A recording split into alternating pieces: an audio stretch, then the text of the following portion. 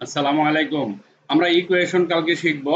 এখানে দেখেন এই যে দুইটা ইকুয়েশন আছে, ধরেন আমাদের এগুলি কি করতে হবে, এই কম্পিউটার দিয়ে টাইপ করতে হবে আপনাকে। হ্যাঁ, ম্যাথের কোশ্চেন বানাবেন, কিভাবে করবেন সেটা হলো কোশ্চেন।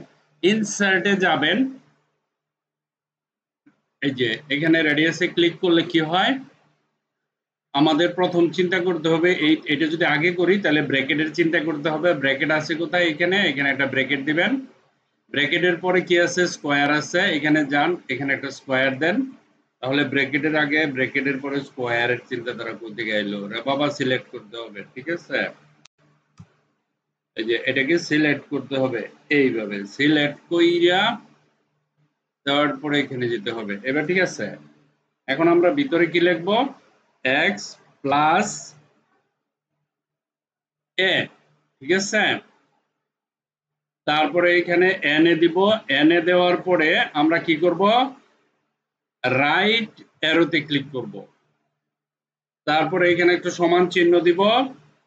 সমান চিহ্ন দেওয়ার পরে আমরা যাব সামেশনে। কোথায় আছে সামেশন, আমাদের সামেশন বাজেট কই, এটাই তো গেলে পাবো মনে হয়। না না, এই যে এখানে দেখেন, এখানে একটা ক্লিক করলে এই যে এটাকে পাইলাম। তা এখানে কি আছে, নিচে আছে কে ইকুয়াল 0। তো কে এর ইকুয়াল 0 যে আছে না, এন আমি কে দিলে তো হয়ে যায় নিচেরটা, তাই না? উপরে এন তো আছে সামেশন। এখানে ক্লিক করব, ক্লিক করে ব্র্যাকেট দিয়ে দিব আগে, সবার আগে ব্র্যাকেট। ব্র্যাকেট দিয়ে যখন আমি এখানে এন টাইপ করব, এন্টার দেওয়ার সাথে সাথে নিচে আরেকটা হয়ে যাবে।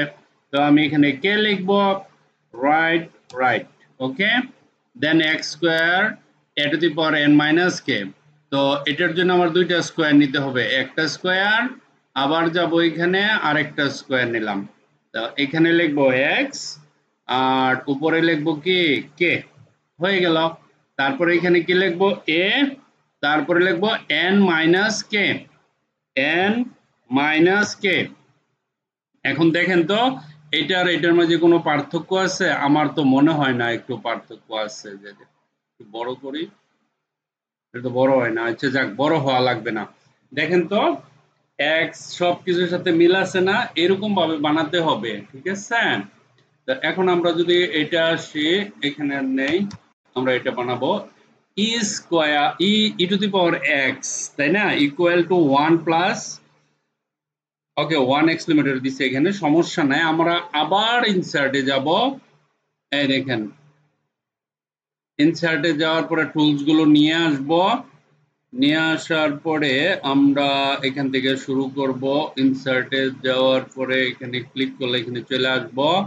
প্রথমে স্কোয়ারের ব্যাপার স্যাপার এখানে যাব, এটা নিব। তাহলে আমরা এখানে লিখব ই টু দি পাওয়ার এক্স, এখানে দিব এক্স, তারপরে রাইট অ্যারো, তারপরে হচ্ছে একটা ইকুয়াল, তারপরে একটা 1, তারপরে একটা প্লাস, তারপরে হচ্ছে 1/2, এই যে এটা নেবেন।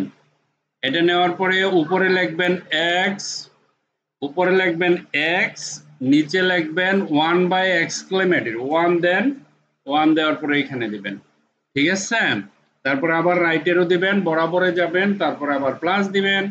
তারপরে কি করবেন, আবার এগেইন হাফ, এখানে হাফে যাবেন। হাফে যাওয়ার পরে উপরে লিখবেন এক্স। এখানে একটা কথা আছে, এখানে একটা কথা আছে বলতে, আমরা এখানে ধরেন আমি এক্স এর স্কোয়ার লিখতে হবে, তাই না?